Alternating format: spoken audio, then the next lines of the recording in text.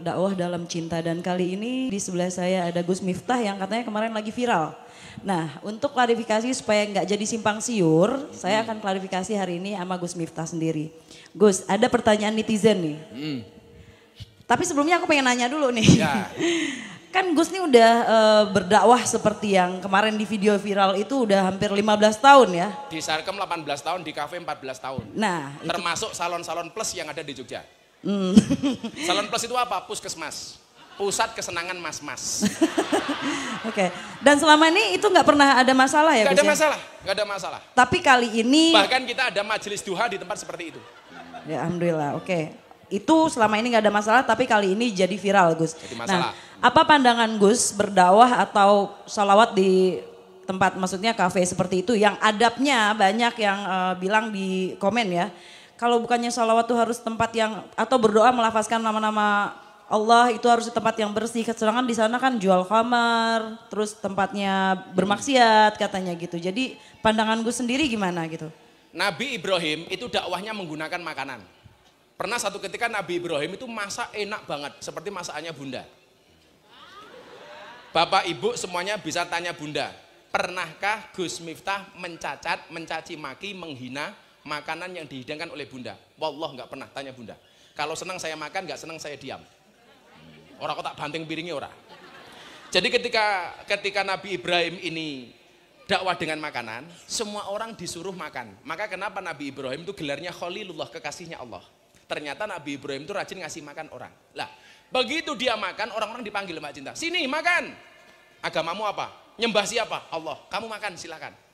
Datang lagi. Kamu nyembah siapa? Allah. Ayo makan. Kamu nyembah siapa? Allah. Ayo makan.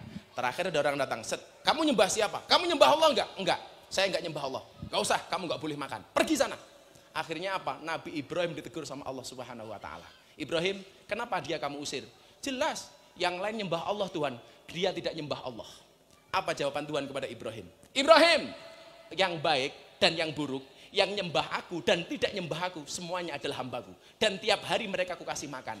Lah kamu Ibrahim, cuman ngasih makan sekali saja kok kakean syarat. Terus gimana Tuhan? Kasih dia makan, walaupun dia tidak nyembah aku. Toh dia juga hambaku. Artinya apa? Akhlak yang ingin diajarkan oleh Nabi Ibrahim dan Nabi Muhammad adalah baik kepada orang baik dan tetap baik kepada orang yang tidak baik. Ya, saya ingat kata-kata Gus juga, katanya Gus hanya di dunia ini hanya ada dua orang. Hanya ada dua model. Orang baik dan orang belum baik. Belum baik, bukan jelek. Ya, saya di sini adanya di tengah ya Gus. Jangan sampai nanti saya bilangnya mepet ke sini, jangan ya. Jadi intinya untuk Gus Miftah biasa dipepeti. Jadi intinya tadi Gus pandangannya seperti itu. Tapi masalahnya ini masalah adab. Yang dipeributkan adalah masalah adab. Karena dalam melafazkan kita membaca ayat suci atau sholawat itu kan harus ada adabnya. Mbak Cinta pernah nggak ketemu dokter spesialis? Pernah. Dokter spesialis itu harus senantiasa sejenis kelamin nggak? Enggak. Apakah dokter profesi itu dokter laki-laki pegangnya cuma laki-laki? Dokter perempuan memegang pasien perempuan. Boleh nggak ketika memang spesialisnya itu cuma laki-laki, kemudian pasiennya perempuan? Boleh nggak dokter laki-laki pegang pasien perempuan? Kalau memang cuma satu itu nggak dipegang sama dokter laki-laki, modar, nggak ada yang nangani. Lah, kenapa Gus Miftah itu masuk ke dunia seperti itu? Apakah ini melanggar adab? Adab menurut siapa?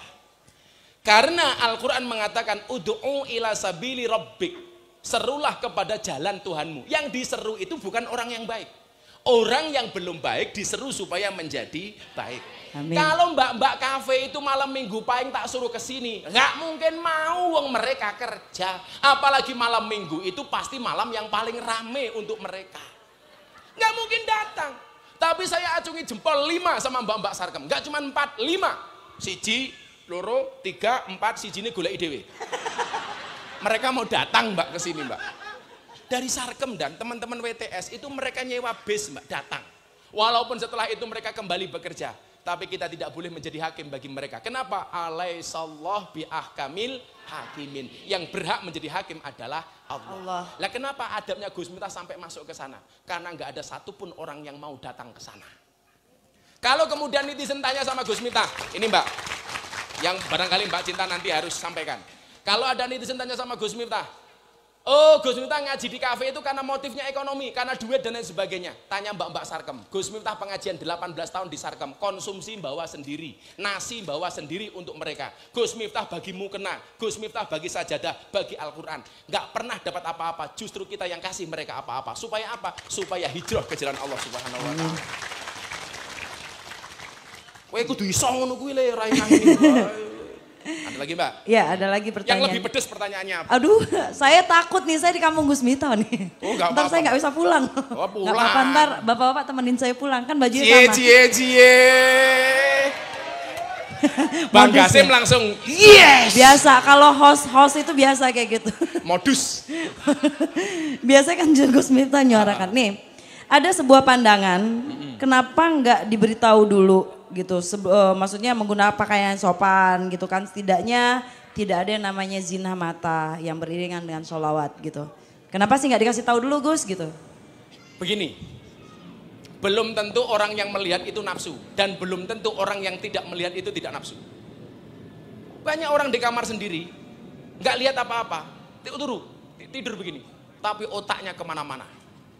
Contohnya gue toh, ini di kamar loh. Fantasinya kemana-mana. Tapi banyak orang yang kemudian berjumpa dengan hal seperti itu sama sekali tidak ada pikiran apapun. Mbak, kalau memang saya harus nakal, sudah 18 tahun. Alhamdulillah, jangankan kok alkohol, ngerokok pun saya tidak.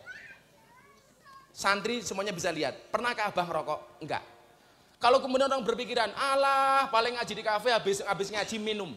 Wallah, sekalipun satu tetes pun Gus Miftah tidak pernah merasakan namanya alkohol.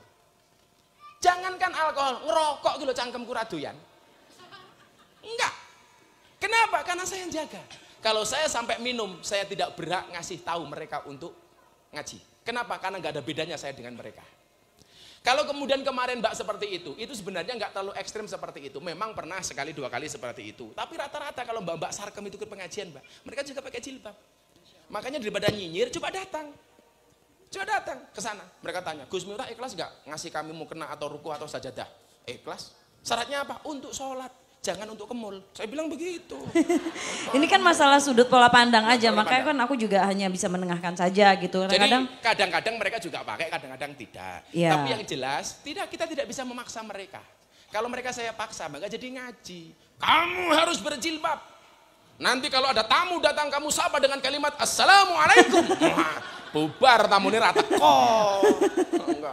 Ya maksudnya gini loh Gus, pandangan orang tuh berbeda-beda ya, apalagi pasti netizen, ada yang nggak suka. Netizen gaib. Dan ada juga yang aku lihat itu bilang, yang ngebela Gus ya di komen ya, yang dia bilang dia salah satu, kalau nggak salah namanya Dennis, dia salah satu murid Gus yang dulunya juga sadarnya di. Sudah ini saja, komplit, lihat ini.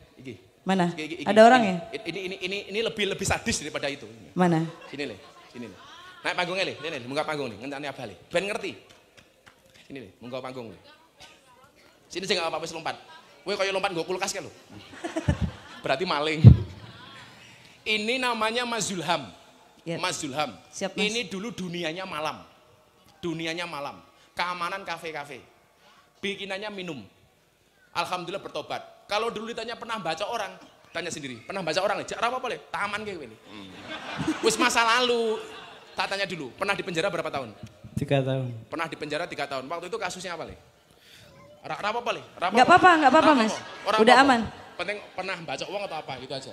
Pernah baca orang. Pernah baca. Di penjara 3 tahun. Nah. Kemudian jadi keamanan kafe berapa tempat? 2 tempat. Sekaligus. Sekarang setelah kamu kenal Abah, kamu ikut ngaji Abah, kamu masih kerja di kafe nggak, Le? Kenal Abah di kafe atau kenal Abah di? Dia datang ikut ke pengajian. Oh, datang ikut pengajian. Termasuk di tempat prostitusi itu.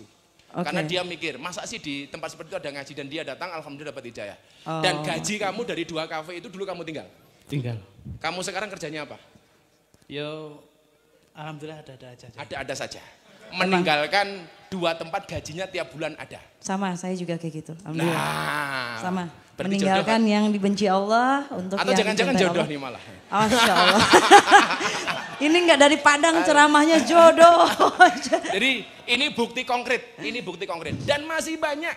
Hari ini anak-anak kita Laskar Jogja yang datang ke Lombok membawa bantuan untuk teman-teman gempa bumi, itu mereka semuanya bertato. Semuanya mereka peminum. Alhamdulillah mau ikut ngaji, hari ini mereka menghantar sumbangan untuk teman-teman di Lombok. Masya Allah. Subhanallah. Tepuk tangan untuk mereka. Mukanya diketokke. Iki. Nah, iki. Iki mbiyen gaweane mbacoki wong, saiki mbacok atine wong kan melu ngaji. Jatuhnya rasa cinta, mahabbah. Ini sama seperti Mas Denis ya, Mas Denis juga mengaku lebih parah dari Denis. Tapi Denis itu benar-benar sadarnya pada saat Gus ceramah di dalam sana katanya. Kalau nggak salah saya. Kalau kemudian orang bertanya begini, apakah Gus supaya mereka mendapatkan hidayah? Hidayah itu urusannya Allah, ya, bukan benar. urusan saya. Tapi hidayah itu harus dijemput, harus dikejar. Harus dijemput. Ya, benar. Kalau kemudian wasilahnya gara-gara saya, itu urusan Allah. Ya karena kalau Denis sendiri nih Gus, makasih ya Mas. Ya, kalau Denis sendiri waktu zaman saya masih jadi penyanyi, kalau nggak salah saya juga pernah nge-DJ di salah satu klub yang Denis kerja. Dan makanya tadi saya cari tahu Denis, ternyata saya kenal Denis salah satu manajer di klub itu dan dia pernah manajerin saya dulu. Dia bilang apa? Iya saya baca di kalimat di komennya dia bilang dia sadar dan sekarang hijrah dan sekarang di pesantren ini akibat gara-gara waktu itu Gus pernah selawatan di klub itu juga katanya. Ya. Alhamdulillah. Dan Mbak Sarkem juga itu selawatan. Di Sarkem itu Mbak, itu kadang acaranya sholat isya. Kemudian kita tahlilan, selawatan, kemudian pengajian tanya jawab. Oke, tunggu aku mau nanya sedikit Gus, mumpung aku ingat ya. Apa? Ini pertanyaan dari aku pribadi. Gus pada saat selawatan itu bener kayak kemarin di Bali ya, aku lagi di Lombok, Gus di Bali. Di Bose Bali. Iya Bose Bali ya kan. Itu nungguin orang pulang dulu atau orang lagi jedang-jedung Gus masuk? Itu memang sengaja kita kumpulkan. Kalau pengajian itu kita kumpulkan, baik karyawan maupun mereka tamu yang mau datang. Di jam berapa? Itu sebelum acara. Sebelum acara? Sebelum acara dugem. Oh sebelum acara dugem. Oke, berarti nggak jedung-jedung. Jadi sebelum mereka dugem, dunia gemerlap, kita dugem dulu, duduk gemetar. La ilaha illallah.